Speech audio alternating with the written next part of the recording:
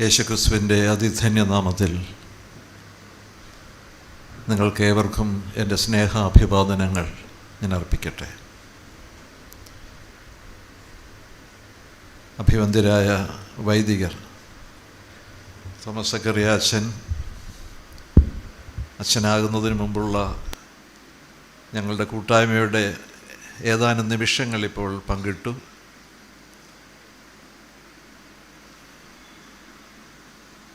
Sam ലൂക്കോസ് അച്ഛൻ,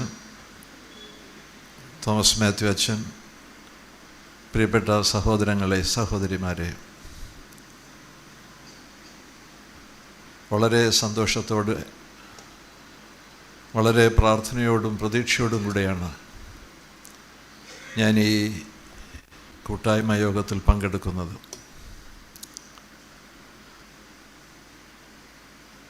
ഞാൻ അമേരിക്കയിലായിരുന്നു. കഴിഞ്ഞ 30 വർഷമായി അമേരിക്കയിലാണ്. ഇടയ്ക്കിടയ്ക്ക് കേരളം സന്ദർശിക്കും. ഇത്തരം ശുശ്രൂഷകളിൽ പങ്കെടുക്കുവാനുള്ള ഭാഗ്യം ലഭിക്കും. ഇത്തവണ ഞാൻ വന്നത് ഓഗസ്റ്റ് മാസം 29-ാം തീയതിയാണ്. 30 മുതൽ ഞാൻ ഓടി നടക്കുകയാണ്, ഒരു വിശ്രമമില്ലാതെ. സാധാരണ 18-20 മണിക്കൂർ പ്ലെയിനിൽ യാത്ര ചെയ്ത് വരുന്നവർക്ക് ജെറ്റ് ലാഗ് എന്ന് പറയുന്ന ഒരു പ്രയാസമുണ്ട്. 2 രാജ്യങ്ങളിലാണിത്. ഇവിടെ ഇപ്പോൾ പകൽ, അമേരിക്കയിൽ രാത്രിയാണ്. അപ്പോൾ ഈ ഉറക്കത്തിൻ്റെ സമയവ്യത്യാസമുണ്ടാവും. പക്ഷേ ഇതൊന്നും എന്നെ ബാധിച്ചില്ല. ഞാൻ 29-ാം തീയതി വന്നു, 30 മുതൽ ഓടുകയാണ്. ഞാൻ ഉറങ്ങിയില്ല, വിശ്രമിച്ചില്ല. ഇവിടെയും എത്തുവാൻ ദൈവം എന്നെ സഹായിച്ചു. അതോർത്ത് ഞാൻ ദൈവത്തെ സ്തുതിക്കുന്നു. ഞാൻ നടക്കുന്നത് നിങ്ങൾ കണ്ടു, ഇച്ചിരി ദുർനടപ്പാണ്. നടക്കുന്നതിൻ്റെ ദുർനടപ്പേ ഉള്ളൂ. നിൽക്കാൻ ദൈവം എന്നെ സഹായിക്കുന്നു. എന്നോട് പലരും ചോദിച്ചു, എത്ര നേരം നിന്ന് പ്രസംഗിക്കുമെന്ന്. ഞാൻ പറഞ്ഞ എത്ര മണിക്കൂർ വേണമെങ്കിലും നിന്ന് പ്രസംഗിക്കാം. പ്രസംഗിക്കുക മാത്രമല്ല, ഞാൻ കഴിഞ്ഞ ദിവസം എൻ്റെ ഒരു സ്നേഹിത വൃന്ദത്തോട് പറഞ്ഞു, ഞാൻ മുട്ടിന്മേൽ നിന്ന് പ്രാർത്ഥിച്ചാണ് വചനം പഠിക്കുന്നത്. മുട്ടിന്മേൽ നിന്ന് പ്രാർത്ഥിച്ചിട്ടല്ലാതെ ഒരു വചന ശുശ്രൂഷയ്ക്ക് ഞാൻ പുറപ്പെടാറില്ല എന്ന്. സാറ് മുട്ടിന്മേൽ നിൽക്കുമോ എന്നെന്നോട് ചോദിച്ചു. ഞാൻ പറഞ്ഞു, എത്ര മണിക്കൂർ വേണമെങ്കിലും നിൽക്കുന്നതിന് ഇന്നും എനിക്ക് ബുദ്ധിമുട്ടില്ല എന്ന്. ഈ 2 കാര്യങ്ങളിൽ ദൈവം എന്നെ ശക്തീകരിക്കുന്നു. അച്ഛൻ പറഞ്ഞ പോലെ എന്നെ ശക്തനാക്കുന്നവൻ മുഖാന്തരം ഞാൻ സകലത്തിനും മതിയായവനാണ്. പൗലോസ് വ്യത്യസ്തമായൊരു സാഹചര്യത്തിലാണത് പറഞ്ഞെങ്കിൽ പോലും നമ്മുടെ ജീവിതത്തിൻ്റെ എല്ലാ സന്ദർഭങ്ങളിലും നാം എടുത്ത് കോട്ട് ചെയ്യുന്ന ഒരു വചനമാണത്. അതുകൊണ്ട് എന്നെ ശക്തനാക്കുന്നവൻ മുഖാന്തരം ഞാൻ നിൽക്കുന്നു, വചന ശുശ്രൂഷിക്കുന്നു. അതോർത്ത് ഞാൻ ദൈവത്തെ സ്തുതിക്കുന്നു. 30-40 വർഷം മുമ്പ് നടത്തിയ ശുശ്രൂഷകൾ, അന്ന് ഞാൻ പ്രസംഗിച്ചത് എന്താണെന്നൊന്നും എനിക്ക് ഓർമ്മയില്ല. കഴിഞ്ഞ ദിവസം അബുദാബിയിൽ നിന്ന് ഒരു സ്നേഹിതൻ എന്നെ കണ്ടു. എന്നോട് പറഞ്ഞു, സാർ അബുദാബിയിൽ വന്നത് ഓർക്കുന്നുണ്ട്? ഞാൻ ഓർക്കുന്നുണ്ട് അബുദാബിയിൽ വന്നത്. ആ പള്ളിയിൽ വന്നതും ഞാൻ ഓർക്കുന്നുണ്ട്. സാർ പറഞ്ഞ വചനം ഓർക്കുന്നുണ്ടോ? ഞാൻ പറഞ്ഞു, യാതൊരു രക്ഷയില്ല, ഓർമ്മയില്ല. എന്നാൽ ഞാൻ അങ്ങോട്ട് പറയാം എന്ന് പറഞ്ഞ ആ മനുഷ്യൻ ആ വാക്യവും വചനവും പറഞ്ഞപ്പോൾ ഞാൻ എൻ്റെ ദൈവത്തിന് സ്തോത്രം ചെയ്തു. ഓർമ്മകളിൽ മാത്രമല്ല, ഹൃദയങ്ങളിൽ സൂക്ഷിക്കുന്ന വചനത്തെ ഓർത്ത് ദൈവത്തെ സ്തുതിക്കും. ദൈവത്തിന് സ്തോത്രം. അതുകൊണ്ട് ഈ പകൽക്കാലം നമുക്ക് അല്പസമയം ദൈവസന്നിധിയിൽ ചിലവിടാം. ദൈവത്തിൻ്റെ ലാവണ്യമൊഴി കേൾക്കുവാൻ, എൻ്റെ കർത്താവിൻ്റെ ഇമ്പമേറിയ ശബ്ദം കേൾക്കുവാൻ ഈ പകൽ കർത്താവ് നമ്മെ സഹായിക്കട്ടെ എന്ന് ഞാൻ പ്രാർത്ഥിക്കുന്നു. നിങ്ങളുടെ പ്രാർത്ഥന ഞാൻ ക്ഷണിക്കുകയാണ്. ഞാൻ പറയാറുണ്ട്, നമ്മൾ 2 പേരും ചെയ്യുന്നത് 2 ശുശ്രൂഷകളാണ്. ഞാനിവിടെ പറയുന്നത് പ്രീച്ചിങ് മിനിസ്ട്രിയാണ്, പ്രസംഗത്തിൻ്റെ ശുശ്രൂഷയാണ്. പ്രസംഗത്തിൻ്റെ ശുശ്രൂഷ പൂർണ്ണമാകണമെങ്കിൽ മറ്റൊരു ശുശ്രൂഷ കൂടെ അതിനനുബന്ധമായി വന്നേ പറ്റൂ. ആ ശുശ്രൂഷയുടെ പേരാണ് ലിസണിങ് മിനിസ്ട്രി, ശ്രദ്ധയുടെ ശുശ്രൂഷ എന്ന്. അത് ചെയ്യുന്നത് ശ്രോതാക്കളാണ്. ഈ ശ്രദ്ധയുടെ സുവിശേഷവും ശുശ്രൂഷയും വചനത്തിൻ്റെ ശുശ്രൂഷയും പ്രസംഗത്തിൻ്റെ ശുശ്രൂഷയും ഒന്നിച്ചു ചേരുമ്പോഴാണ് ശുശ്രൂഷ പൂർണ്ണമാകുന്നത്. അതുകൊണ്ട് ഞാനിവിടെ പ്രീച്ചിങ് മിനിസ്ട്രി അനുഷ്ഠിക്കുന്നു, നിങ്ങൾ പ്രാർത്ഥിക്കണം. നിങ്ങൾ ലിസണിങ് മിനിസ്ട്രി അനുഷ്ഠിക്കുകയാണ്, നിങ്ങളും ദൈവസന്നിധിയിൽ പ്രാർത്ഥിക്കണം. നമ്മുടെ കാതുകളെ മാത്രമല്ല, നമ്മുടെ ഹൃദയങ്ങളെ കൂടി കർത്താവിൻ്റെ സന്നിധിയിൽ തുറക്കുവാൻ ഈ നിമിഷങ്ങൾ സഹായിക്കട്ടെ. ഒരു നിമിഷം പ്രാർത്ഥിക്കാം.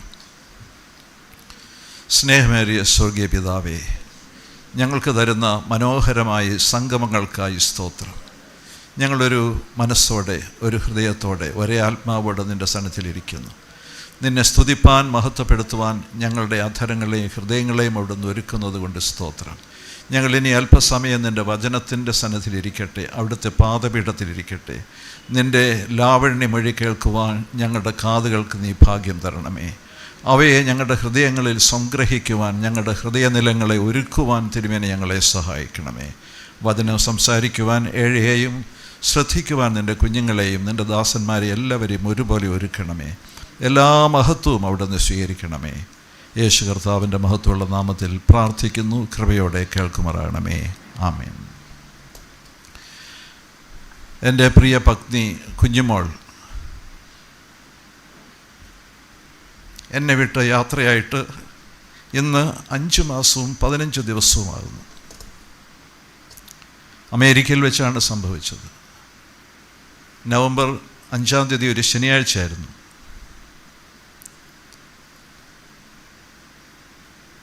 നവംബറല്ല,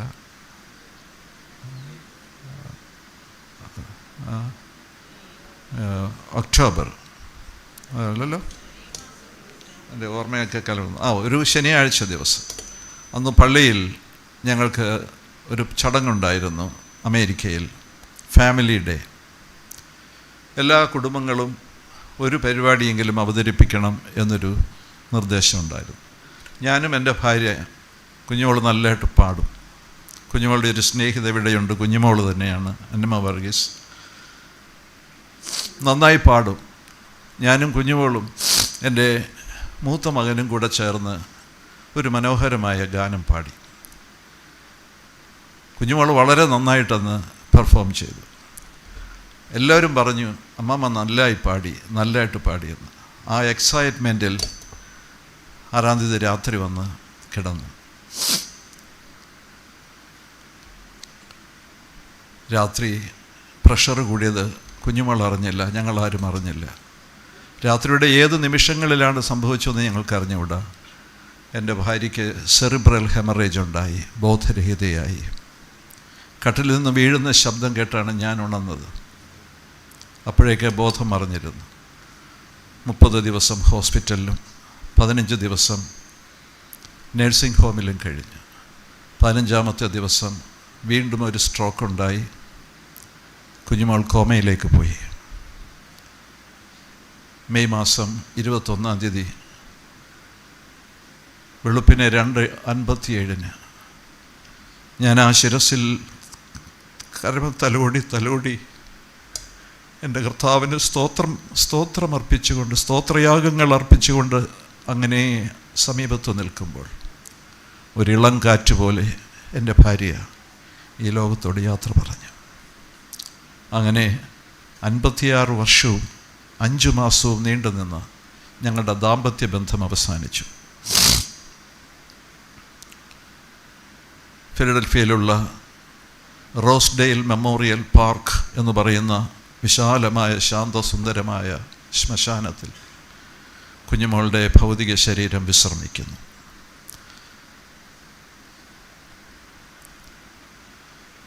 പ്രത്യാശയോടുകൂടി കർത്താവിന് വേണ്ടി പാടി, എല്ലാം മറന്നു പാടി, ആ ആനന്ദത്തിൻ്റെ വിസ്മൃതിയിൽ ഈ ലോകത്തോട് പറഞ്ഞ ഒരു ജീവിതം. കഴിഞ്ഞ നൂറ്റാണ്ടിൽ ജീവിച്ചിരുന്ന സ്ട്രൗസ് എന്ന് പറയുന്ന ഒരു ജർമ്മൻ വേദശാസ്ത്രജ്ഞനുണ്ടായിരുന്നു. ലേബൽ ജസ് എന്ന ഒരു പുസ്തകം എഴുതിയ കുപ്രസിദ്ധനായ മനുഷ്യൻ. യേശുവിൻ്റെ നാമത്തെ വികലമാക്കി അവതരിപ്പിച്ച ഒരു മനുഷ്യൻ. ആ പുസ്തകത്തിൻ്റെ പേരാണ് ലേബൽ ജസ്. ലേബൽ ജസ് എഴുതിയ സ്ട്രൗസ് എന്ന് പറയുന്ന ജർമ്മൻ വേദശാസ്ത്രജ്ഞൻ അവസാനം മരിക്കുമ്പോൾ ഏകപുത്രി അടുത്തുണ്ടായിരുന്നു. അവളോട് പറഞ്ഞു, ഞാൻ വലിയ വലിയ ഇരുട്ടിലേക്ക് പോകുന്നത് പോലെ തോന്നുന്നു, ഇരുട്ടിൻ്റെ ആഴങ്ങളിലേക്ക് ഞാൻ നിപതിക്കുന്നത് പോലെ തോന്നുന്നു എന്ന്. സാധുവിനെ പോലെ, സാധു കൊച്ചുവിനെ പോലെ ഭക്തരായ അനേക ദേവദാസന്മാർ തുറന്ന സ്വർഗം കണ്ട്, മലാഖമാരെ കണ്ട്, സ്വർഗീയ ദർശനം കണ്ട് ഈ ലോകത്തോട് യാത്ര പറഞ്ഞപ്പോൾ സ്ട്രൗസ് പറയുകയാണ്, ഞാൻ ഇരുട്ടിൻ്റെ ആഴങ്ങളിലേക്ക് യാത്ര ചെയ്യുന്നു എന്ന്. ഏലിയാവിൻ്റെ തിരോഭാവനത്തിൽ ഏലിശ കണ്ട സ്വർഗീയ ദർശനം ഇസ്രായേലിൻ്റെ തേരും തേരാളികളും.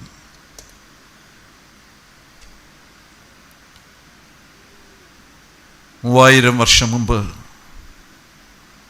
മറ്റു മനോഹരമായൊരു ഡെത്ത് ബെഡിൻ്റെ അടുക്കലേക്ക്, ഒരു മരണശയ്യയുടെ അടുക്കലേക്ക് നിങ്ങളുടെ ശ്രദ്ധയെ ഞാൻ കൊണ്ടുവരുന്നു. ഉൽപ്പത്തി പുസ്തകം 50-ാം അധ്യായത്തിൻ്റെ അവസാന അധ്യായത്തിൻ്റെ അവസാനത്തെ ഖണ്ഡിക 22 മുതൽ 26 വരെ എഴുതപ്പെട്ടിരിക്കുന്ന വേദഭാഗങ്ങൾ ആരും വായിക്കേണ്ട, ശ്രദ്ധിക്കുക. ഇസ്രായേൽ മക്കളുടെ ഇളയ സഹോദരൻ, ലാസ്റ്റ് ബട്ട് വൺ, ജോസഫ് ഈ ലോകത്തോട് യാത്ര പറയുകയാണ്. രൂബൻ മുതൽ യഹൂദ മുതൽ എല്ലാവരും ജീവിച്ചിരിക്കെ ജോസഫ് യാത്ര പറയുകയാണ്. ഈജിപ്തിൻ്റെ മിസ്രൈമിൻ്റെ ഭരണാധിപനായി ഫറവോൻ്റെ അടുത്ത സിംഹാസനത്തിലിരുന്ന് ക്ഷാമകാലത്തെ ക്ഷേമമാക്കി മാറ്റിയ അദൃശ്യ പ്രതിഭയായിരുന്ന ഭരണാധികാരിയായിരുന്ന ജോസഫ് സഹോദരന്മാരെക്കാളൊക്കെ മുമ്പേ യാത്രയാവുകയാണ്. അദ്ദേഹം സഹോദരന്മാരെ മുഴുവൻ തൻ്റെ ഡെത്ത് ബെഡിനടുക്കൽ വിളിച്ചുകൂട്ടി.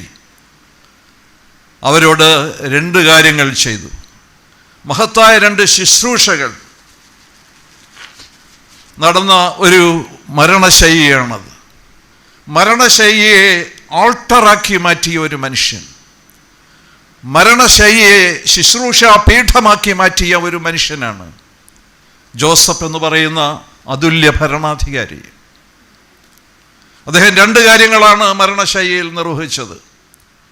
ഒന്നാമത് തൻ്റെ വിശ്വാസത്തിൻ്റെ കൺഫെഷൻ, തൻ്റെ വിശ്വാസം ഏറ്റുപറയുകയാണ്. ആ ഭാഗത്ത് നമ്മൾ വായിക്കുന്നത്, യഹോവയായ ദൈവത്തിലുള്ള ആഴമേറിയ വിശ്വാസം പ്രഖ്യാപിക്കുന്ന ജോസഫ് ഇങ്ങനെ കൂടെ പറഞ്ഞു, എൻ്റെ ദൈവം നിങ്ങളെ സന്ദർശിക്കും. ദൈവത്തിൻ്റെ സന്ദർശന കാലത്തെക്കുറിച്ച് പ്രത്യാശയോടുകൂടെ കാത്തിരുന്ന ഒരു മനുഷ്യൻ ആ വലിയ പ്രത്യാശ പകർന്നുകൊണ്ട്, ഏറ്റുപറഞ്ഞുകൊണ്ട് തൻ്റെ മരണശയ്യയെ ഒരു സ്വർഗീയ ആരാധനാ പീഠമാക്കി മാറ്റുകയാണ്. പറയുകയാണ്, എൻ്റെ ദൈവം നിങ്ങളെ സന്ദർശിക്കും. രണ്ടാമത് പറഞ്ഞു, എൻ്റെ ദൈവം നിങ്ങളെ സന്ദർശിക്കുമ്പോൾ നിങ്ങൾ എൻ്റെ അസ്ഥികൾ ഈ മണ്ണിൽ നിന്ന് കൊണ്ടുപോകണം, ഇവിടെ നിങ്ങൾ കുഴിച്ചിടരുത്. ഒന്നാമത് തൻ്റെ വിശ്വാസത്തിൻ്റെ കൺഫെഷൻ, പ്രഖ്യാപനം, ദൈവത്തിൽ ഞാൻ വിശ്വസിക്കുന്നു, ദൈവം നിങ്ങളെ സന്ദർശിക്കുന്ന ഒരു ദൈവമാണെന്ന്. രണ്ടാമത് പറയുകയാണ്, നിങ്ങൾ ഈ അസ്ഥികൾ ഇവിടെ നിന്ന് കൊണ്ടുപോകണം. എന്താണ് അവിടെ ചെയ്തത്? ഒരു കൺഫെഷൻ മാത്രമല്ല, ഒരു കൺഫർമേഷൻ കൂടെ അവിടെ നടക്കുകയാണ്. എന്താണ് ആ കൺഫർമേഷൻ? സഹോദരന്മാരെ കൊണ്ട് ഒരു ഉറപ്പ്, ഒരു തീരുമാനമെടുപ്പിക്കുകയാണ്. എന്താണ് ആ തീരുമാനം? അസ്ഥികൾ നിങ്ങൾ കൊണ്ടുപോകണം എന്നുള്ള തീരുമാനം. ഇപ്പോൾ കൺഫെഷനും കൺഫർമേഷനും നടക്കുന്ന ഒരാരാധനയുടെ ബലിപീഠമാണ് ജോസഫിൻ്റെ ശവശയ്യ. പ്രിയപ്പെട്ടവരെ, നമുക്ക് സങ്കല്പിക്കുവാൻ പോലും കഴിയാത്ത ഒരു അത്ഭുതകരമായ ഒരു ദർശനം. നമ്മുടെ മരണശയ്യയെ ഒരു ആരാധനാ പീഠമാക്കി മാറ്റുവാൻ നമുക്ക് കഴിയുമോ? ഏതെല്ലാം തരത്തിലാണ് ഈ മരണശയ്യയെ നമുക്ക് കാണുവാൻ കഴിയുന്നത്.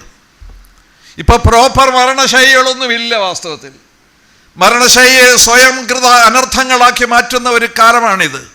ട്രെയിനിൻ്റെ മുമ്പിൽ, വെള്ളത്തിൽ, വിഷത്തിൽ, കയറിൻ്റെ മുമ്പിൽ ഒക്കെ മരണശയ്യയെ സൃഷ്ടിക്കുന്നവരാണ് ഇന്നത്തെ തലമുറ. എന്നാൽ ദൈവത്തിൻ്റെ ജനമേ, നാം ഓർക്കേണ്ട ഒരു കാര്യമുണ്ട്. നമ്മുടെ ചരമശയ്യകൾ, നമ്മുടെ ഡെത്ത് ബെഡുകൾ ഇങ്ങനെയാവരുത്. നമ്മുടെ ഡെത്ത് ബെഡുകൾ ആരാധനയുടെ ബലിപീഠങ്ങളാക്കി മാറ്റണം. നമ്മുടെ തലമുറകളെ ശക്തീകരിക്കുന്ന ഒരിടമാക്കി മാറ്റണം. നമ്മുടെ തലമുറകളെ പ്രത്യാശയിലേക്ക് നയിക്കുന്ന ഒരിടമാക്കി മാറ്റണം. എന്താണ് 3 കാര്യങ്ങളാണ് ഇന്ന് വളരെ വേഗം പറയണമെന്ന് ഞാൻ ആഗ്രഹിക്കുന്നത്. ഒന്നാമത് കൺഫെഷൻ ഓഫ് ഫെയ്ത്ത്, രണ്ടാമത് കൺഫർമേഷൻ ഓഫ് ഫെയ്ത്ത്, മൂന്നാമത് അദ്ദേഹം കൊടുത്ത തലമുറകളിലേക്ക് കൊടുത്ത വലിയ പ്രത്യാശ. കൺടേജിയസ് എന്താണ് അത് പറയുന്നത്? വ്യാപകമായി പ്രചരിക്കുന്ന, വ്യാപകമായി വളരുന്ന, തലമുറകളിലേക്ക് വളരുന്ന പ്രത്യാശയുടെ ഒരു ശുശ്രൂഷയും ജോസഫ് അവിടെ ആ ചരമശയ്യയിൽ നടത്തുന്നത് നമുക്ക് കാണുവാൻ കഴിയും. എന്താണ് നമ്മുടെ വിശ്വാസം എന്ന്? ജോസഫിന് ഒരു വിശ്വാസമുണ്ടായിരുന്നു. ജോസഫ് എങ്ങനെയാണ് ഈജിപ്തിൽ വന്നത്, മിസ്രൈമിൽ വന്നത് നമുക്കറിയാം. ഞാൻ ആ കഥകളിലേക്കൊന്നും, പഴകഥകളാണ് അതൊക്കെ, അതിലൊക്കെ ഒന്നും പോകുന്നില്ല. പക്ഷേ എവിടെ യോസഫ് ചെന്നിടത്തൊക്കെയും തൻ്റെ ദൈവത്തിൽ പൂർണ്ണമായി വിശ്വാസം അർപ്പിച്ചുകൊണ്ട്, ആശ്രയം അർപ്പിച്ചുകൊണ്ട് ജീവിച്ച ഒരു ദൈവദാസനാണ് ജോസഫ് എന്ന് നമുക്കറിയാം. ഞാൻ ഈ അടുത്ത സമയത്ത്, ഈ കഴിഞ്ഞ 1.5 വർഷമായിട്ട് ഒരു നോവൽ എഴുതുകയാണ്. അപ്പോൾ സാറ് നോവൽ എഴുതും. ഞാൻ ഒത്തിരി പുസ്തകങ്ങൾ എഴുതിയിട്ടുണ്ട്, നോവലുകളും എഴുതിയിട്ടുണ്ട്, നോവൽ വിവർത്തനങ്ങളും ചെയ്തിട്ടുണ്ട്. ഇവിടെയൊക്കെ അത് പ്രസിദ്ധീകരിച്ചിട്ടുണ്ട്. ഞാൻ എഴുതുന്നത് ഇപ്പോൾ ഉൽപ്പത്തിയുടെ അടിസ്ഥാനത്തിലുള്ള ഒരു നോവലാണ്. അബ്രഹാമിനെയും ഇസഹാക്കിനെയും യാക്കോബിനെയും യോസഫിനെയും കഥാപാത്രങ്ങളാക്കിക്കൊണ്ടുള്ള ഒരു നോവൽ. വേദശാസ്ത്രജ്ഞന്മാരൊക്കെ പറഞ്ഞതിൽ നിന്നും വ്യത്യസ്തമായ ഒരു ദർശനം വായനക്കാർക്ക് കൊടുക്കണമെന്ന ഉദ്ദേശത്തോടു കൂടി എഴുതുന്നൊരു നോവലാണത്. ഉൽപ്പത്തി പുസ്തകത്തെ വ്യാഖ്യാനിക്കുന്ന പണ്ഡിതന്മാരൊക്കെ ഉൽപ്പത്തി പുസ്തകം സൃഷ്ടിയിൽ ആരംഭിച്ച് ശവപ്പെട്ടിയിൽ അവസാനിക്കുന്നതാണ് എന്ന് പറഞ്ഞു വെച്ചിരിക്കുന്നു. ഞാൻ പല നിഘണ്ടുകളും കമൻട്രികളും പരിശോധിച്ചു. അവിടെയൊക്കെ അവിടെ കാണുന്നതാണ് ഉൽപ്പത്തി സൃഷ്ടിയിൽ ആരംഭിച്ച് അവസാനം ശവപ്പെട്ടിയിൽ, യോസഫിൻ്റെ മൃതശരീരം അവരൊരു ശവപ്പെട്ടിയിൽ വെച്ചു എന്ന് പറഞ്ഞാണ് അവസാനിപ്പിക്കുന്നത്. അതുകൊണ്ട് യാതൊരു പ്രത്യാശയുമില്ലാത്ത, യാതൊരു പ്രതീക്ഷയുമില്ലാത്ത ഒരു പുസ്തകമായി ഉൽപ്പത്തി പുസ്തകം, ആ പുസ്തകത്തിലെ കഥാപാത്രങ്ങൾ അവസാനിക്കുന്നു എന്ന ഒരു ചിന്ത. എന്നാൽ ഞാൻ അതിൽ നിന്ന് വ്യത്യസ്തമായൊരു ദർശനമാണ് അതിൽ കാണുന്നത്. അവിടെ ആ ശവപ്പെട്ടി അവസാനിക്കുകയല്ല, ആ ശവപ്പെട്ടിയിൽ നിന്നും പ്രസരിക്കുന്ന ശക്തി, ആ ശവപ്പെട്ടിയിൽ നിന്നും പ്രസരിക്കുന്ന പ്രത്യാശയുടെ ചലനം, നൂറ്റാണ്ടുകളെ അതിശയിക്കുന്ന ഒരു പ്രത്യാശയുടെ ശക്തി ഈ ശവപ്പെട്ടിയിൽ നിന്നും പ്രസരിക്കുന്നത് വിശ്വാസി ജനങ്ങളെ നാം കണ്ടേ മതിയാവൂ. ഒരു തലമുറയിലല്ല, 2 തലമുറയിലല്ല, 3 തലമുറയിലല്ല, 430 വർഷത്തിനപ്പുറത്തേക്ക് പോകുന്ന ഒരു പ്രത്യാശയുടെ യാത്ര. A superseding power of hope. തലമുറകളെ, കാലഘട്ടങ്ങളെ അതിശയിച്ചു പോകുന്ന ഒരു പ്രത്യാശയുടെ യാത്ര ജോസഫിൻ്റെ ശവപ്പെട്ടിയിൽ നിന്ന് നമുക്ക് കാണാൻ പറ്റും. ഈ 3 കാര്യങ്ങളാണ് ഒന്ന് ചർച്ച ചെയ്യണം എന്ന് ഞാൻ വിചാരിക്കുന്നത്. കൺഫെഷൻ ഓഫ് ഫെയ്ത്ത്, വിശ്വാസത്തിൻ്റെ ഏറ്റുപറച്ചിൽ. ഈ കാലഘട്ടങ്ങളിൽ വിശ്വാസം കണ്ടെത്താൻ ശ്രമിക്കുന്ന ഒരു കാലത്താണ് നാം ജീവിക്കുന്നത്. എവിടെ വിശ്വാസം? എൻ്റെ നാഥൻ പറഞ്ഞതുപോലെ, എൻ്റെ കർത്താവിൻ്റെ വരവിൻ്റെ കാലഘട്ടത്തിൽ വിശ്വാസം കണ്ടെത്തുമോ എന്ന് ചോദിക്കുന്ന ഒരു സാഹചര്യത്തിലേക്ക് ഞാനും നിങ്ങളും വന്നിരിക്കുകയാണ്. നമ്മൾ ആ കൂടെ കൺഫ്യൂസ്ഡാണ്. എന്താണ് വിശ്വാസമെന്ന് നമുക്കറിഞ്ഞുകൂടാ. കഴിഞ്ഞ ദിവസം എൻ്റെ ഒരു സ്നേഹിതൻ കോളേജിൽ എന്നോടൊപ്പം ഉണ്ടായിരുന്നു. ഞങ്ങളുടെയൊക്കെ വിദ്യാർത്ഥിയായിരുന്ന ഒരു കാലത്ത്. അത് കഴിഞ്ഞ് അദ്ദേഹം ആ കോളേജിൻ്റെ പ്രിൻസിപ്പലായി റിട്ടയർ ചെയ്തു. അദ്ദേഹം എഴുതിയ ഒരു പുസ്തകത്തിൻ്റെ, അവസാനം എഴുതിക്കൊണ്ടിരിക്കുന്ന പുസ്തകത്തിന് ഒരു അഭിപ്രായം എഴുതണം എന്ന് എന്നോട് ആവശ്യപ്പെട്ടു.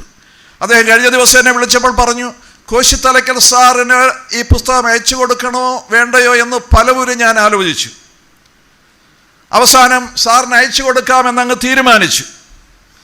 ഞാൻ ആ പുസ്തകം ഒരു വരി പോലും വിടാതെ 10, 79, 80 പേജുള്ള ആ പുസ്തകം ഞാൻ മനസ്സിരുത്തി മനമിരുത്തി ബോധം ഇരുത്തി വായിച്ചു. അവസാനത്തെ അധ്യായങ്ങളിൽ വന്നപ്പോൾ ഞങ്ങൾ തമ്മിലുള്ള വലിയൊരു വിടവ് ഞാൻ കണ്ടു. എങ്കിലും ഞാൻ ആ പുസ്തകത്തിന് ഒരു ആസ്വാദനം എഴുതി അയച്ചു. അദ്ദേഹം പറയുന്നത്, ഞാനൊരു ലിബറേഷൻ തിയോളജിസ്റ്റ് ആണെന്ന് അറിഞ്ഞുകൊണ്ടാണ് സാറിന് ഞാനിത് അയച്ചത്. സാറും ഞാനും തമ്മിലുള്ള ആത്മീകമായ അഭിപ്രായ ഭിന്നത എനിക്ക് വളരെ വ്യക്തമായി അറിയാം. സാർ എന്നെ ഒത്തിരി ഉപദ്രവിക്കും, അല്ലെങ്കിൽ ഇതിന് പുസ്തകത്തിന് അഭിപ്രായം എഴുതില്ല എന്ന് ധരിച്ചാണ് ഞാൻ അയച്ചത്. പക്ഷേ സാറ് മനോഹരമായൊരു അഭിപ്രായം എഴുതി അയച്ചതിന് നന്ദി എന്ന് പറയുകയുണ്ടായി. എന്താണ് പറയുന്നത്? വിശ്വാസത്തിൻ്റെ അളവ്. ഞങ്ങൾ ലിബറേഷൻ തിയോളജിയൻസാണ്. ഇവിടെ അച്ഛന്മാരൊക്കെ ഒത്തിരി അതിൻ്റെ കൂട്ടത്തിലുണ്ട്. ഈ ഇരിക്കുന്ന അച്ഛന്മാരൊന്നും ആ കൂട്ടത്തിലുണ്ടെന്ന് ഞാൻ വിചാരിക്കുന്നില്ല. ഞാൻ അതുകൊണ്ട് അങ്ങ് തുറന്നു ഉണ്ടെങ്കിലും ഞാൻ പറയും. അതാണ് എന്നെ അയച്ചിരിക്കുന്ന ദൈവത്തിൻ്റെ നിയോഗം. അച്ഛന്മാര് ലിബറേഷൻ തിയോളജിസ്റ്റ് ആണെങ്കിലും ഞാൻ പറയും. ഈ ഗ്രന്ഥത്തിൽ പറയുന്നു, സോക്രട്ടീസ്, പ്ലേറ്റോ തുടങ്ങിയ ആളുകൾ ആത്മാവിൻ്റെ അനശ്വരതയെക്കുറിച്ച്, ആത്മാവിന് മരണമില്ല എന്ന അവസ്ഥയെക്കുറിച്ച് പറഞ്ഞത് ഏറ്റുപറഞ്ഞ് സെയിന്റ് അഗസ്റ്റിൻ തുടങ്ങിയിട്ടുള്ള വിശുദ്ധന്മാർ സഭയിലേക്ക് കുത്തിച്ചെലുത്തിയ ഒരു ചിന്തയാണ് ആത്മാവിൻ്റെ അനശ്വരതയെന്നാണ്. ആത്മാവ് നിത്യമാണെന്നുള്ളത് പ്ലേറ്റോയും സോക്രട്ടീസും ഒക്കെ നമുക്ക് പകർന്നു തന്ന വിഡ്ഢിത്തമാണെന്ന് ഇദ്ദേഹം വിശ്വസിക്കുന്നു. പിന്നെ അദ്ദേഹം പറയുന്നു, സുവിശേഷത്തിലോ അപ്പോസ്തലന്മാരുടെ കൃതികളിലോ പഴയ നിയമത്തിലോ എവിടെയും ആത്മാവിൻ്റെ അനശ്വരതയെക്കുറിച്ച് പറയുന്നില്ല എന്ന്. എൻ്റെ യേശുവും പറഞ്ഞിട്ടില്ല എന്ന്. എനിക്കെങ്ങനെ ആ മനുഷ്യനോട് യോജിക്കുവാൻ കഴിയും? ജാതീയ ചിന്ത എന്നാണ്, അജാതീയതമല്ല, ജാതീയമായ ഒരു ചിന്തയാണ് ആത്മാവിൻ്റെ അനശ്വരത.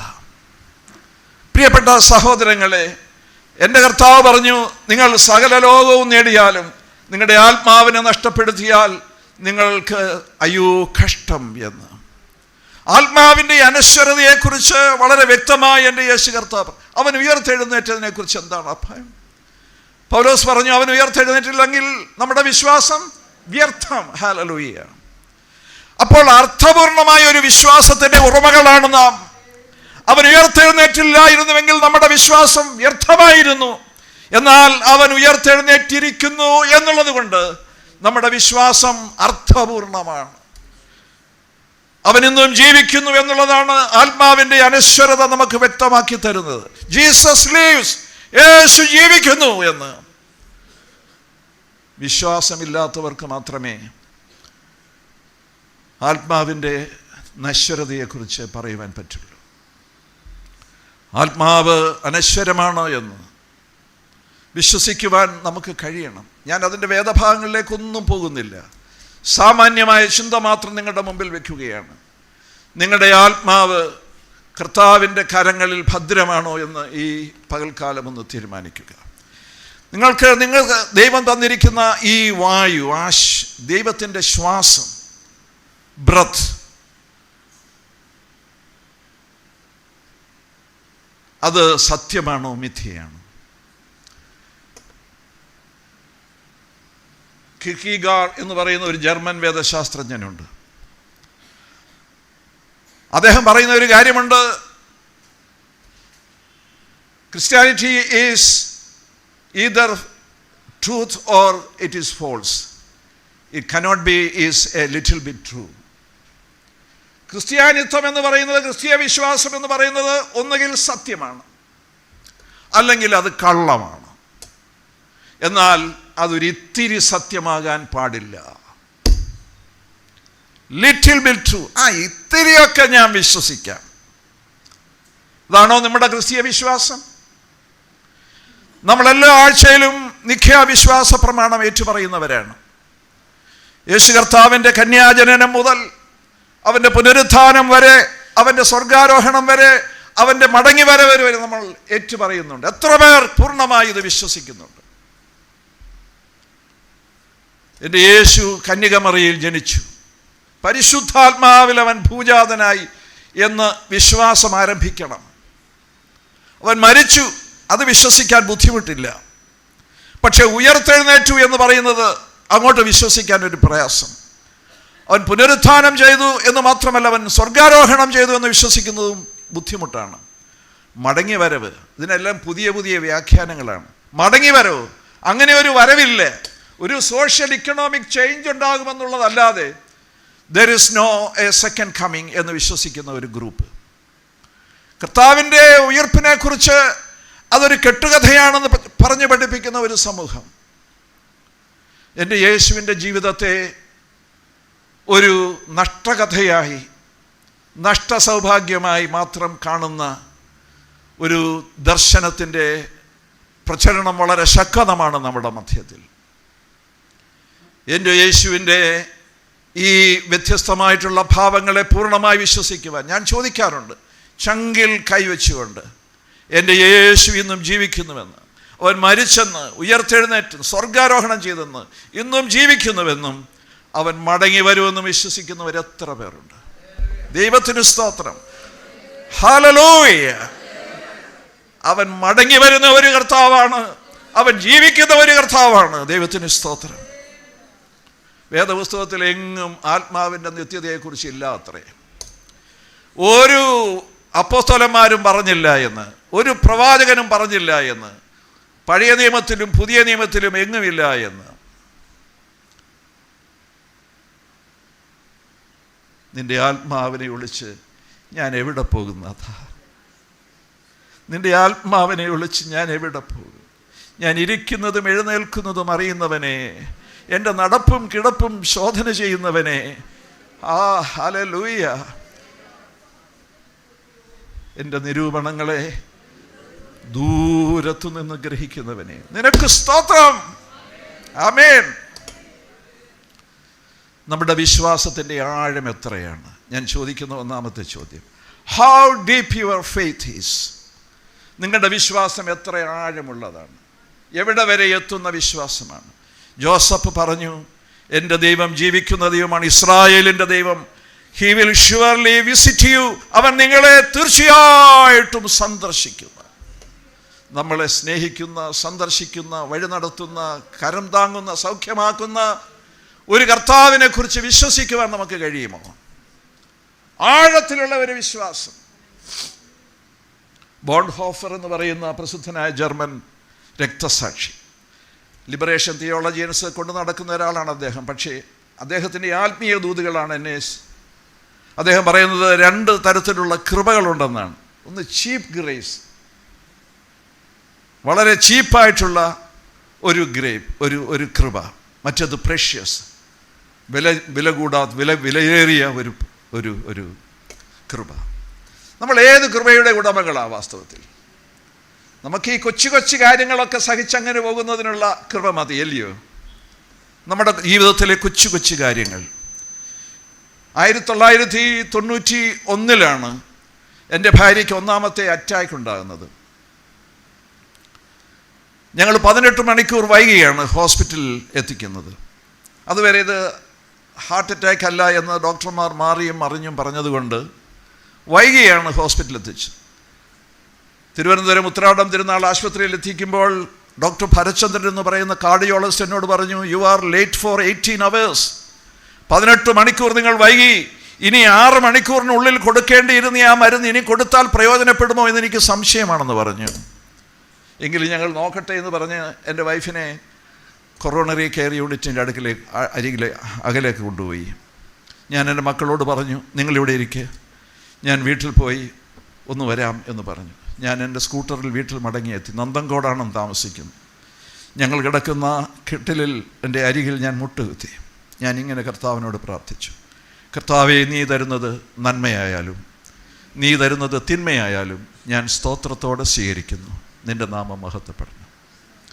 ഞാനും കുഞ്ഞുമോളും ഞങ്ങൾക്ക് കുടുംബമായി ഒരു സുവിശേഷ വയൽപ്രദേശമുണ്ടായിരുന്നു. സഹ്യാദ്രിക്ക് താഴെ പുരവിമല. മാസത്തിലൊരിക്കൽ അവിടെ പോയി വേല ചെയ്യും. ആ പാറക്കൂട്ടങ്ങളുടെ മധ്യേ അതിൻ്റെ മുകളിലൂടെ ഓടിച്ചാടുന്ന, ഒരിക്കലൊരു പെരുമ്പാമ്പിൻ്റെ മുകളിലൂടെ കുഞ്ഞുമോളോ ചാടുന്നത് ഞാൻ കണ്ടു. കുഞ്ഞുമോൾ അറിഞ്ഞില്ല അത് പെരുമ്പാമ്പാണെന്ന്.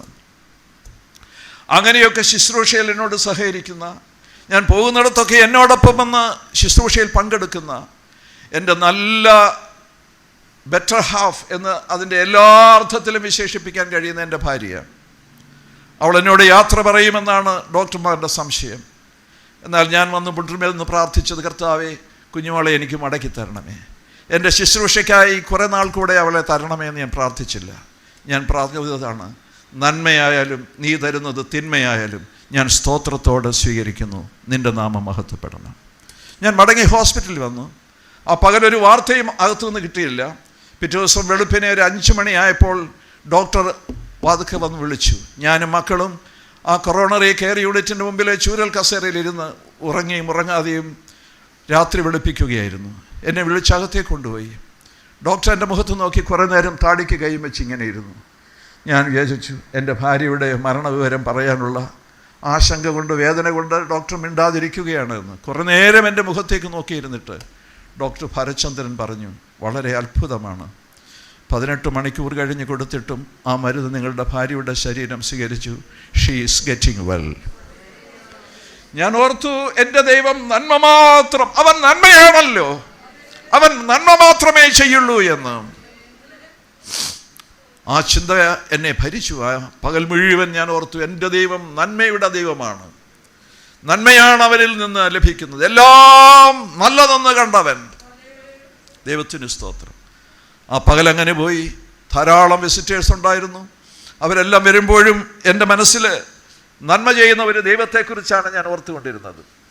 രാത്രിയും ഞങ്ങൾ ആ ചുരുൾ കസേരയിലിരുന്ന് ഉറങ്ങിയും ഉറങ്ങാതെയും വെളുപ്പിന് ഒരു 5 മണിയായപ്പോൾ അറിയാതെ ആത്മസന്തോഷത്തിൽ ഞാൻ ആ ചുരുൾ കസേരയിൽ ഇരുന്നു കൊണ്ട് പാടിത്തുടങ്ങിയ പാട്ടാണ്, നന്മയല്ലാതൊന്നും ചെയ്തിടാത്തവൻ, തിന്മയാകെ മായ്ക്കുന്നവൻ, പാപമെല്ലാം മറക്കുന്നവൻ, പുതുജീവനെന്നിൽ പകരുന്നവൻ, യേശു യേശു അവനാരിലും വലിയവൻ, യേശു യേശു അവനാരിലും മതിയായവൻ.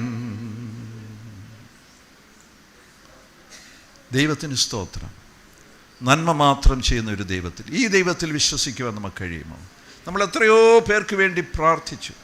ഞാൻ പ്രാർത്ഥനയുടെ സമയത്ത് ഓർക്കുകയായിരുന്നു, കുറേ വർഷങ്ങൾക്ക് മുമ്പ് ക്രിസോസ്റ്റം തിരുമേനി എപ്പിസ്കോപ്പയായിരുന്ന കാലഘട്ടത്തിൽ മാരാമൺ കൺവെൻഷനിൽ ഒരിക്കൽ ഞാനും അവിടെ ശ്രോതാവായി പങ്കെടുക്കുന്ന ദിവസമാണ്. തിരുമേനി മധ്യസ്ഥ പ്രാർത്ഥനയ്ക്കായി എഴുന്നേറ്റു. കുറേ രോഗികളുടെ പേരുകൾ വായിച്ചു. ആരെങ്കിലും ഒരാൾ പ്രാർത്ഥിക്കാൻ പറഞ്ഞു. നിമിഷ നേരത്തിനുള്ളിൽ ഒരു പ്രാർത്ഥന ഉയർന്നു. ഏതാണ്ട് 5-10 മിനിറ്റ് നീണ്ട ഒരു പ്രാർത്ഥന. പ്രാർത്ഥന കഴിഞ്ഞ ഉടനെ തിരുമേനി പറഞ്ഞു, നല്ല പ്രാർത്ഥനയാണ്, ഇനി ആരെങ്കിലും ഞാൻ പറഞ്ഞ ആ രോഗികൾക്ക് വേണ്ടി ഒന്ന് പ്രാർത്ഥിക്കണമെന്ന് പറഞ്ഞു. രോഗികളെക്കുറിച്ച് പരാമർശിച്ചു പോലുമില്ല പ്രാർത്ഥനയിൽ, പ്രാർത്ഥിച്ചതേയില്ല. തിരുമേനി പറഞ്ഞു, ഇനി ആരെങ്കിലും ഈ രോഗികൾക്ക് വേണ്ടി ഒന്ന് പ്രാർത്ഥിക്കണം. ആ പന്തൽ മുഴുവൻ നിറഞ്ഞ ചിരി. നമ്മൾ ഈ ചീപ്പ് ഗ്രേസിന് വേണ്ടി ആഗ്രഹിക്കുന്നവരാ. എന്നാൽ വിലയേറിയ വിശ്വാസമുണ്ട്, കൃപയുണ്ട്, അത് പ്രാപിക്കുവാൻ നമുക്ക് കഴിയണം. അതിന് ഇച്ചിരി കഷ്ടത, വേദന. ഞാൻ ഈ പറഞ്ഞത് അതിനാണ് നന്മയുടെ കഥ പറഞ്ഞത്. എനിക്ക് കുഞ്ഞുവാളെ തരണമെന്ന് ഞാൻ പ്രാർത്ഥിച്ചില്ല, കുഞ്ഞുവാട് ആയുസ് ദീർഘമാക്കണമെന്ന് ഞാൻ പ്രാർത്ഥിച്ചില്ല. 91 അറ്റാക്കിന് ശേഷം 2025 മെയ് മാസം 21 വരെ കുഞ്ഞുവാള് ജീവിച്ചു. അത് ദൈവത്തിൻ്റെ കൃപ. പക്ഷെ ഞാൻ ചോദിച്ചത്, നിൻ്റെ ഇഷ്ടം ജീവിതത്തിൽ നിറവേറണം എന്നുള്ളതാണ്. നമുക്കെല്ലാം കർത്താവിൻ്റെ കരങ്ങളിൽ നിന്ന് സമർപ്പിക്കാൻ പറ്റുമോ? കർത്താവേ, എനിക്കിങ്ങനെയൊക്കെയാ, എൻ്റെ കാല്, ഞാൻ നടക്കുന്നത് ഞാൻ പറഞ്ഞില്ലേ, ദുർനടപ്പാണ്, ഡയബറ്റിക്കിൻ്റെ അറ്റാക്കാണ്, എൻ്റെ കാലിൻ്റെ വെള്ളം എല്ലാം മരവിച്ചിരിക്കുകയാണ്. അതുകൊണ്ട് നടക്കുന്നത് എവിടെയാണ് തൊടുന്നതെന്ന് അറിഞ്ഞുകൂടാ. അതുകൊണ്ടാണ് ഈ ഷൂ ഇട്ടൊക്കെ നടക്കുന്നത്. അങ്ങ് അത് മാറ്റിത്തരണം എന്ന് പ്രാർത്ഥിച്ചു. കർത്താവ് മാറ്റിയാൽ സ്തോത്രം, മാറ്റിയില്ലെങ്കിലും സ്തോത്രം, മാറ്റിയില്ലെങ്കിൽ സ്തോത്രം. പൗലോസ് പ്രാർത്ഥിച്ചു, 3 തവണ പ്രാർത്ഥിച്ചു. അവസാനം കിട്ടിയ ഉത്തരം എന്താ? എൻ്റെ കൃപ, my grace is sufficient for. അതാണ്, that grace is the richest grace. അതാണ് ഏറ്റവും ശ്രേഷ്ഠമായ കൃപ. നമുക്ക് ഈ കൃപ പ്രാപിക്കാൻ നമുക്ക് എടുകൊടുക്കെ ചോറും കറിയും പ്രാർത്ഥിച്ചാൽ ഉടനെ കിട്ടണം. നമ്മുടെ ആഗ്രഹങ്ങളൊക്കെ നിൻ്റെ ഹിതം പോലെ എന്നെ നിത്യം നടത്തണമേ നമ്മൾ പാടും. പക്ഷേ എൻ്റെ ഹിതം നിൻ്റെ ഹിതമാകുമ്പോഴാണ് നിൻ്റെ ഹിതം എനിക്ക് അംഗീകരിക്കാൻ പറ്റുന്നത്. എൻ്റെ ഹിതത്തിന് വിരുദ്ധമായി നിൻ്റെ ഹിതം വന്നാൽ എനിക്ക് ദൈവത്തെ വേണ്ട. വിശ്വാസത്തിൻ്റെ ആഴങ്ങൾ തേടാൻ നമുക്ക് ആഴങ്ങൾ തേടുന്ന ദൈവമാണ് നമ്മുടെ ദൈവം. ദൈവത്തിന് സ്തോത്രം. ആഴങ്ങൾ തേടുന്ന എന്തിൻ്റെ ആഴമാണ്? വിശ്വാസത്തിൻ്റെ ആഴം. ഞാൻ എഴുതിയൊരു പാട്ട് ഇവിടെ സഹോദരങ്ങൾ പാടിയല്ലോ, ആഴത്തിൽ ആഴത്തിൽ വേരൂന്നിടാം. നമുക്ക് വിശ്വാസത്തിൽ ആഴത്തിൽ വേരൂന്നാൻ നടക്കണം, ഊന്നൽ നടക്കണം. ഞാൻ ഒന്നിച്ച് പഠിച്ചതാണ് ഗീവറിയസ് മാരതനീഷ്യസ് കാലം ചെയ്ത തിരുമേനി. ഞങ്ങൾ തിരുവല്ല കോളേജിൽ ഒന്നിച്ച് പഠിച്ചതാണ്. തിരുമേനി ഈ പാട്ട് പാടുന്നത് ഞാൻ കേട്ട് അത്ഭുതപ്പെട്ടു. അദ്ദേഹത്തിൻ്റെ കോൺസെക്രേഷന് ശേഷം ഒന്നാമത്തെ മാരാമൺ പ്രസംഗത്തിൽ ഈ പാട്ട് പാടിക്കൊണ്ടാണ് ഗീവറിയസ് മാരതനീഷ്യസ് തിരുമേനി പ്രസംഗിച്ചത്. ആഴത്തിൽ ആഴത്തിൽ വേരൂന്നിടാം, ഉയരത്തിൽ ഫലമാർന്നിടാം. നമുക്ക് ആഴത്തിൽ വേരൂന്നുവാൻ കഴിയുമോ? ഉയരത്തിൽ ഫലം പുറപ്പെടുവിക്കുവാൻ കഴിയുമോ? How deep your faith is. നിൻ്റെ വിശ്വാസം എത്ര ആഴമുള്ളതാണ്.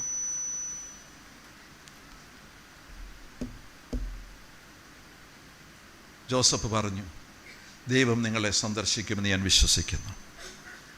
എൻ്റെ ദൈവം നിങ്ങളെ സന്ദർശിക്കുകയും നിങ്ങളെ പുനഃസ്ഥാപിക്കുകയും ചെയ്യുമെന്ന് ഞാൻ വിശ്വസിക്കുന്നു. ഒരു മഹാരാജ്യത്തിൻ്റെ ആ കാലഘട്ടത്തിലെ ഏറ്റവും ഉന്നതമായ സംസ്കാരവും സൈനിക ശക്തിയും എല്ലാ സാമ്പത്തിക ശക്തിയും പ്രഭാവങ്ങളും ഉണ്ടായിരുന്ന ഈജിപ്തിൻ്റെ മിസ്രൈമിൻ്റെ ഭരണാധികാരിയായിരുന്നു ജോസഫ്. പക്ഷേ അപ്പോഴും തന്നെ കരം പിടിച്ചു നടത്തിയ ഒരു ദൈവത്തിലുള്ള ആശ്രയം ജോസഫ് വിസ്മരിച്ചില്ല. അതുമാത്രമല്ല, ആ വിശ്വാസത്തിൻ്റെ ആഴങ്ങൾ തേടുവാൻ ആ മനുഷ്യന് കഴിഞ്ഞു. അതുകൊണ്ടാണ് സഹോദരങ്ങളുടെ മുമ്പിൽ പറഞ്ഞത്, തൻ്റെ ചരമശയ്യയെ അതുകൊണ്ടാണ് ഒരു അനുഷ്ഠാന വേദിയാക്കി മാറ്റുവാൻ അദ്ദേഹത്തിന് കഴിഞ്ഞത്. എൻ്റെ ദൈവം, my God will surely visit U, നിങ്ങളെ സന്ദർശിക്കും. രണ്ടാമത് അവരെക്കുറിച്ച് എ കൺഫേമിങ് ഫെയ്ത്ത്, ഉറപ്പിക്കുന്ന വിശ്വാസം. അതിൻ്റെ ഭാഗമാണ് പ്രത്യാശ എന്ന് പറയുന്നത്. എന്താണ് ഉറപ്പിക്കുന്ന വിശ്വാസം? സഹോദരന്മാരോട് പറയുകയാണ്, ദൈവം നിങ്ങളെ സന്ദർശിക്കുമ്പോൾ ആ വിശ്വാസം ഒന്ന് ഓർത്ത് നോക്കണം. ദൈവം നിങ്ങളെ സന്ദർശിക്കുമ്പോൾ, when my God visit you, ആ വെൻ എന്നുള്ളതിന് ദീർഘമായ ഒരു കാലപരിധിയുണ്ട്. പക്ഷേ he knows, അവൻ അറിഞ്ഞു ദൈവം സന്ദർശിക്കുമെന്ന്. ദൈവം നിങ്ങളെ സന്ദർശിക്കുമ്പോൾ എൻ്റെ ഈ അസ്ഥികൾ, അങ്ങനല്ലേ അച്ഛാ, അസ്ഥികൾ തന്നെയല്ലേ എഴുതിയിരിക്കുന്നത്? എന്താ അസ്ഥികളെന്ന് പറഞ്ഞത്? ഈ എംബാം ചെയ്യുന്നതിൽ വളരെ സമർത്ഥരാണ് ഈജിപ്ഷ്യൻസ്. ഈജിപ്തിൻ്റെ മമ്മികളും ഈജിപ്തിൻ്റെ ഈ കുടീരങ്ങളുമൊക്കെ നമുക്കറിയാമല്ലോ. മരിച്ച ശരീരത്തെ എംബാം ചെയ്യുന്നതിൽ വളരെ സമർത്ഥരം. 10, 40, 50 ദിവസങ്ങളൊക്കെ എടുത്താണ് എംബാം ചെയ്യുന്നത്. ഞാൻ ഈ നോവൽ എഴുതിയപ്പോൾ അത് പഠിച്ചു നോക്കി. യാക്കോബിൻ്റെ ശരീരം എംബാം ചെയ്താണ് കൊണ്ടുപോയത്, കനാനിലേക്ക് കൊണ്ടുപോകുന്നത്, മാക്പേലയിൽ അടക്കം ചെയ്യുന്നത്. ആ എംബാവ്മെന്റിന് 10, 40 ദിവസങ്ങളെടുക്കും. സുഗന്ധവർഗമിട്ട് പൂശുകയാണ്. ലോകത്തിലേക്കും ഏറ്റവും പ്രശസ്തമായ, ഏറ്റവും ദീർഘമായ വിലാപയാത്രയായിരുന്നു ഇസ്രായേലിൻ്റെ വിലാപയാത്ര. ഉമ്മൻചാണ്ടിയുടെ വിലാപയാത്രയെക്കുറിച്ചൊക്കെ പത്രങ്ങൾ എഴുതിയിട്ടുണ്ട്. എലിസബത്ത് രാജ്ഞിയുടെ യാത്രയെക്കുറിച്ച് പറഞ്ഞിട്ടുണ്ട്. പക്ഷേ ഇവരുടെ ഒന്നും യാത്ര യാക്കോബ് മിസ്രൈമിൽ നിന്നും കനാനിലേക്ക് നടത്തിയ ആ ശവസഞ്ചാരത്തിനുണ്ടാവില്ല. അതെല്ലാം അസാധാരണമാണ്. എല്ലാ സൈനിക ശക്തിയോടും എല്ലാ പ്രകടനങ്ങളോടും അനേക ഹയവ്യൂഹങ്ങളുടെ പരിവാരങ്ങളോടും കൂടെ മിസ്രൈമിൽ നിന്ന് ഉള്ള പുറപ്പാട്, ആഴ്ചകൾ നീണ്ടുനിന്ന ആ വലിയ യാത്ര, യാക്കോബിന് ലഭിച്ചതുപോലെയുള്ള ഒരു വിലാപയാത്ര ഭൂമിയിൽ ആർക്കും ലഭിച്ചിട്ടില്ല. ജോസഫിന് ലഭിച്ചു കാണും അത്തരം ഒരു വിലാപയാത്ര. പക്ഷേ അതെന്ന് ലഭിക്കുമെന്ന് അറിയാൻ വയ്യ. പക്ഷേ ജോസഫ് പറഞ്ഞു, നാളെ മറ്റന്നാളാണെങ്കിൽ എൻ്റെ ശവശരീരം അവിടെ കൊണ്ട് അടക്കണമെന്നേ പറയുമായിരുന്നുള്ളൂ. എന്നാൽ ജോസഫ് പറഞ്ഞ എന്താ? മൈ ബോൺസ്, എൻ്റെ അസ്ഥികൾ നിങ്ങൾ മിസ്രൈമിൽ നിന്ന് കൊണ്ടുപോയി കനാനിൽ അടക്കണം. നൂറ്റാണ്ടുകൾ കഴിഞ്ഞ് ചിലപ്പോൾ ഇത് അസ്ഥികളായി തീരും. എൻ്റെ ശരീരം വെറും അസ്ഥികളായി തീരും. ആ അസ്ഥികളും നിങ്ങൾ ഇവിടുന്ന് കൊണ്ടുപോയേ തീരൂ എന്ന്.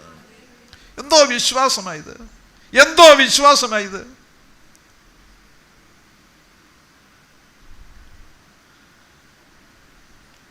നമുക്കിങ്ങനെ ഒരു വിശ്വാസത്തിൽ എൻ്റെ ഭാഗമാകാൻ പറ്റുമോ? എൻ്റെ വിശ്വാസം ഈ ആഴമേറിയ വിശ്വാസം, നൂറ്റാണ്ടുകൾ എത്രയായാലും വേണ്ടില്ല.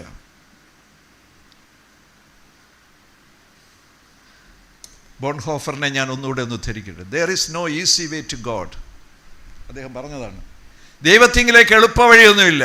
There is no easy way to God since God is residing behind the cross. ദൈവം ക്രൂശിന്റെ പിന്നിൽ വസിക്കുന്നത് കൊണ്ട് ദൈവത്തിങ്കിലേക്ക് ഒരു എളുപ്പ വഴിയും ഒരു കുറുക്കു വഴിയുമില്ല. ക്രൂശ് വഹിച്ചേ പറ്റൂ. വിശ്വാസത്തിൻ്റെ ക്രൂശ് എടുത്തേ പറ്റൂ. കാരണം ക്രൂശിൻ്റെ പിന്നിലാണ് ദൈവം.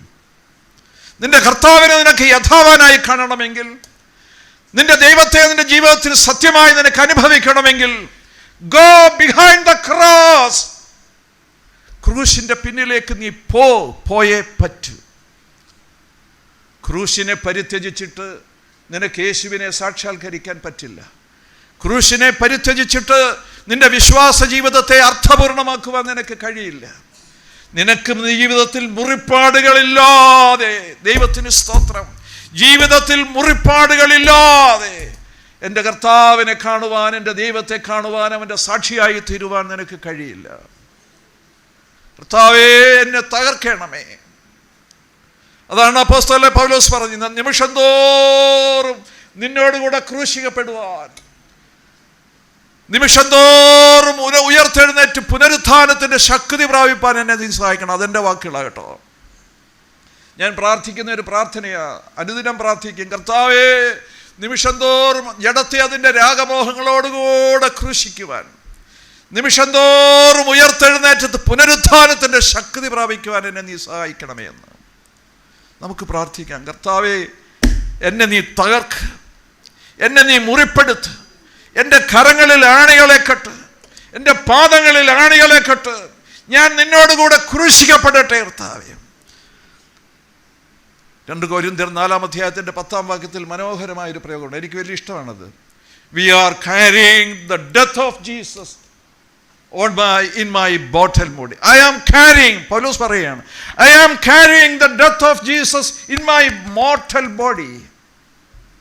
ഞാൻ എൻ്റെ ഈ ഭൗതിക ശരീരത്തിൽ, ഈ ജഡത്തിൽ എൻ്റെ യേശുവിൻ്റെ മരണം വഹിക്കുന്നു എന്ന്, ക്രൂശിൻ്റെ അടയാളം വഹിക്കുന്നു എന്ന് വേറെടുത്ത് പറയുന്നുണ്ട്. എന്നാൽ എനിക്ക് ഏറ്റവും ഇഷ്ടം ഇതാ, മരണം ശരീരത്തിൽ വഹിക്കുന്ന ഒരു പൗലോസ്. Can you bear the death of Jesus in your body? നിന്റെ ശരീരത്തിൽ യേശുവിൻ്റെ മരണം വഹിക്കുവാൻ കഴിയുമോ?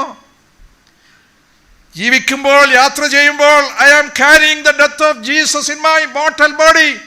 ഞാൻ സഞ്ചരിക്കുമ്പോൾ എൻ്റെ ശരീരത്തിൽ യേശുവിൻ്റെ മരണം ഞാൻ വഹിക്കുകയാണ്, യേശുവിൻ്റെ ക്രൂശ് വഹിച്ചുകൊണ്ട്. Hallelujah, hallelujah. ക്രൂശ് വഹിക്കാൻ ഇച്ചിരി ബുദ്ധിമുട്ടാണ്, അതുകൊണ്ടാണ് ഹല്ലേലൂയ പറയാത്തത്. ഹല്ലേലൂയ.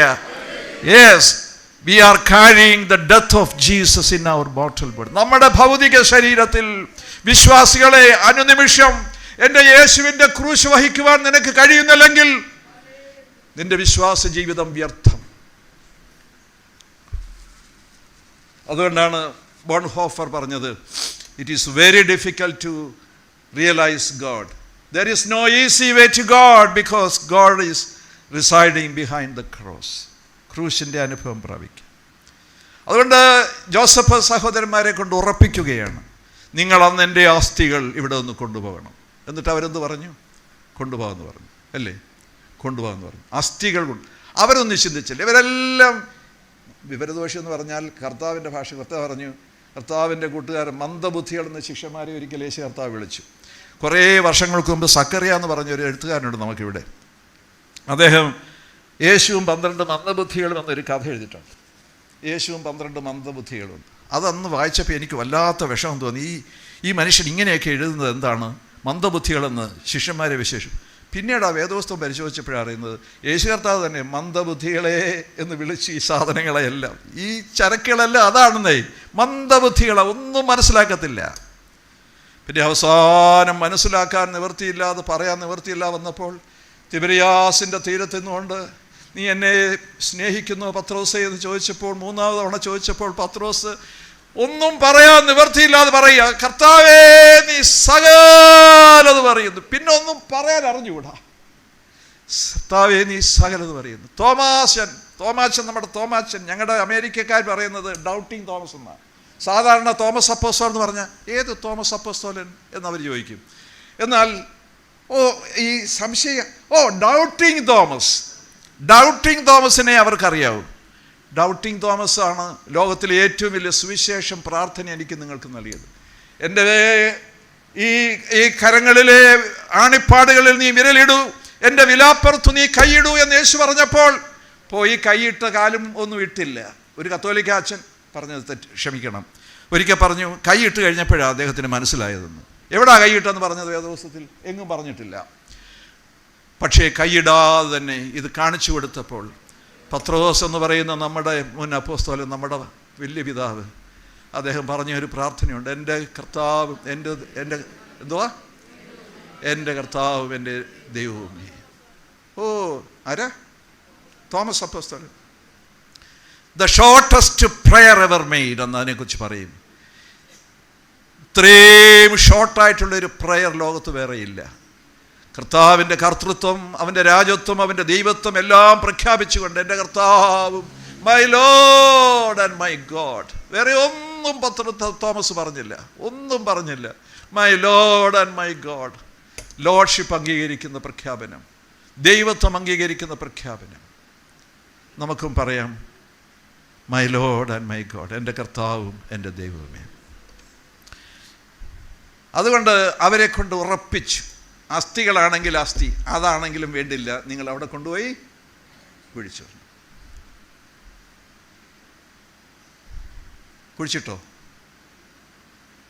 കുഴിച്ചിട്ടോ? എവിടെയെങ്കിലും ഉണ്ടോ കുഴിച്ചിട്ടെന്ന്?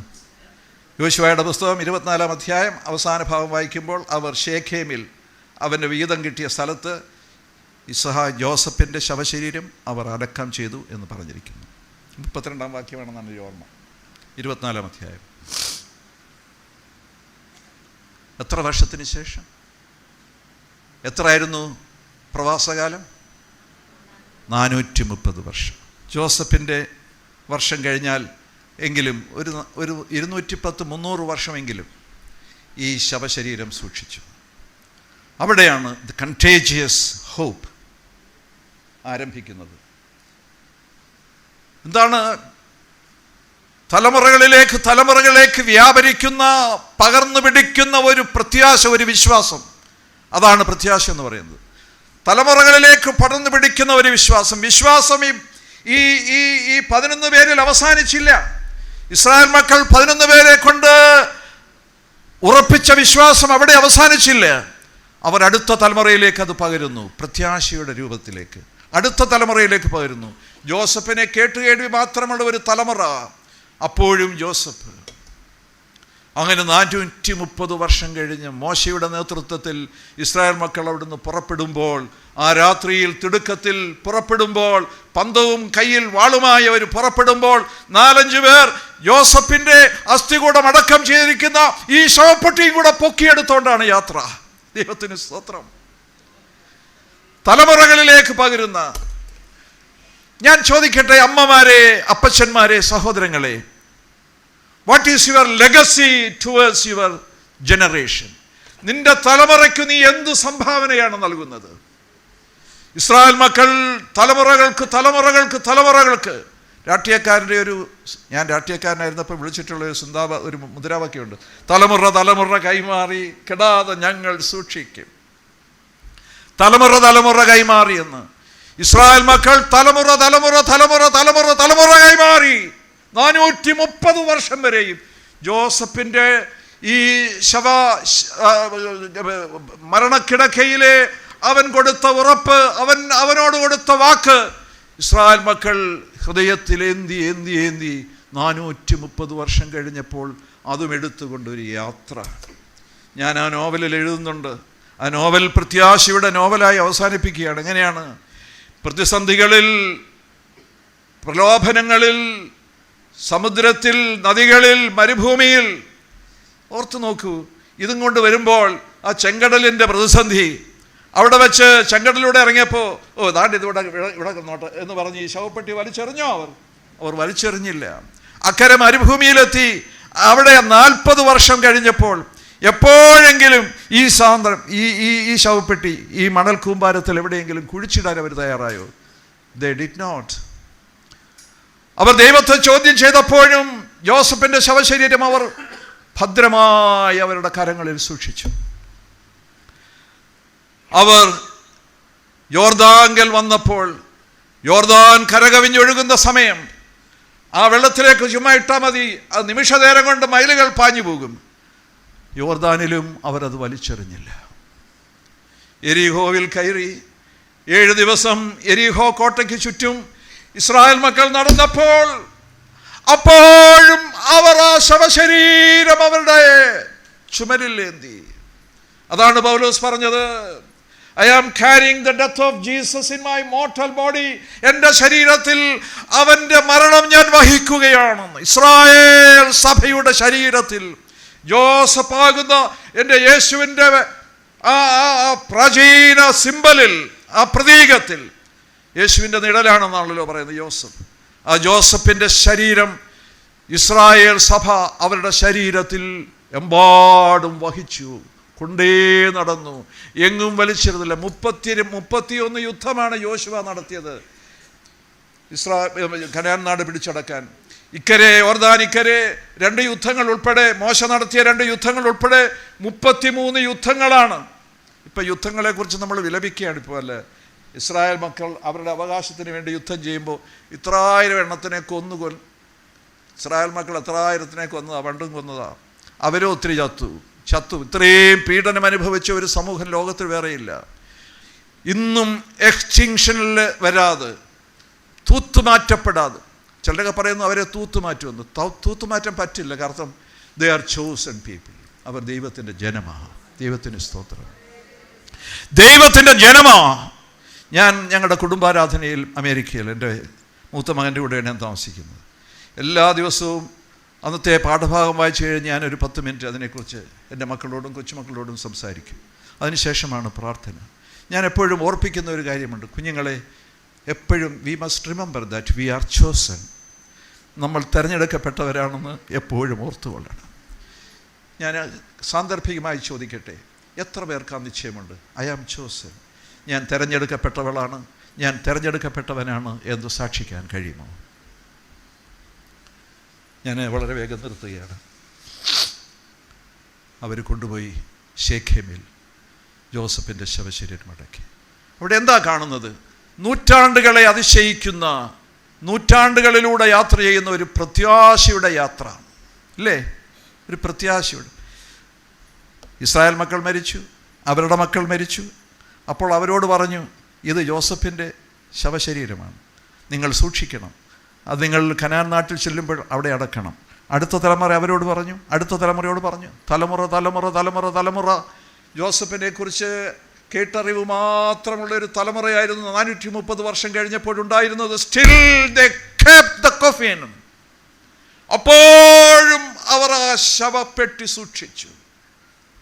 That is the length of hope. പ്രത്യാശയുടെ ദൈർഘ്യം. ഞാൻ ചോദിക്കട്ടെ, രണ്ടാമത്തെ ചോദ്യം, how far is your hope? നിൻ്റെ വിശ്വാസത്തിൻ്റെ ദൈർഘ്യം എത്ര?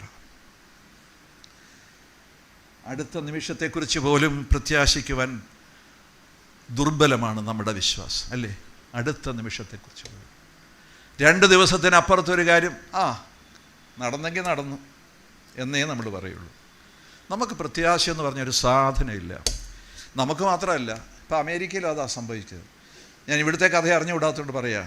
അമേരിക്കയിൽ ഈ അടുത്ത നടത്തിയ ഒരു പരിശോധനയിൽ, ജനപരിശോധനയിൽ, വിശ്വാസ പരിശോധനയിൽ 4 ബില്യൺ യൂത്ത് 4 ദശലക്ഷം ചെറുപ്പക്കാർ.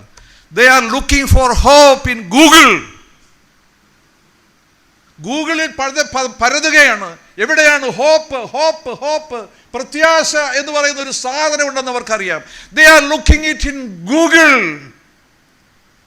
ഗൂഗിളിൽ നോക്കുക, എല്ലാം ഗൂഗിളിലാണല്ലോ ഇപ്പം എല്ലാത്തിനും. ഇനിയിപ്പം ഗൂഗിൾ അങ്ങോട്ട് പോകും, AI, ആർട്ടിഫിഷ്യൽ ഇൻ്റലിജൻസ്, എന്ത് ചോദിച്ചോ ഉത്തരം പറയുമെന്ന് പറഞ്ഞു. ചോദിക്കുകയാണ്, വേർ ഈസ് ഹോപ്പ്?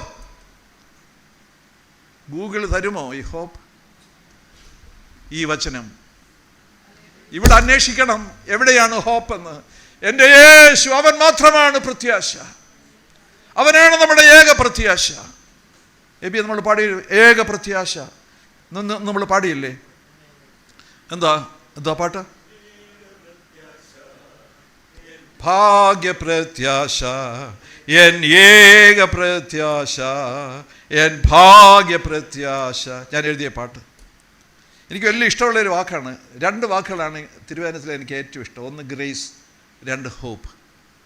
നമ്മുടെ പ്രത്യാശ എങ്ങനെയുള്ള പ്രത്യാശ? How deep your faith is, your hope is, how far your hope is. നിന്റെ വിശ്വാസം, നിന്റെ പ്രത്യാശ ഇത് എത്ര ആഴത്തിലുള്ളതാണ്, എത്ര ദൂരത്തിലുള്ളതാണ്. നൂറ്റാണ്ടുകളെ, തലമുറകളിലേക്ക് വ്യാപരിപ്പിക്കുവാൻ കഴിയുമോ? That is your legacy. അതാണ് നിന്റെ സംഭാവന. തലമുറയ്ക്കുള്ള മില്യൻസ് എഴുതി വെക്കുന്നതല്ല, നിന്റെ പ്രോപ്പർട്ടീസ് മുഴുവൻ മക്കൾക്ക് എഴുതി വെക്കുന്നതല്ല. നിന്റെ ഈ പ്രത്യാശ തലമുറയ്ക്ക് കൈകാര്യം ചെയ്യുവാൻ, തലമുറയ്ക്ക് പകർന്നു കൊടുക്കുവാൻ നിനക്ക് കഴിയുമോ? That is your legacy. നമുക്ക് ആ പ്രത്യാശയോടുകൂടെ ജീവിക്കാം. ഈ 2 ചോദ്യം മാത്രം പറഞ്ഞ് ഞാൻ അവസാനിപ്പിക്കുകയാണ്. How deep your faith is and how far your hope is. What is your legacy? ദൈവം ഈ വചനങ്ങളാൽ നമ്മെ അനുഗ്രഹിക്കുമാറാവട്ടെ.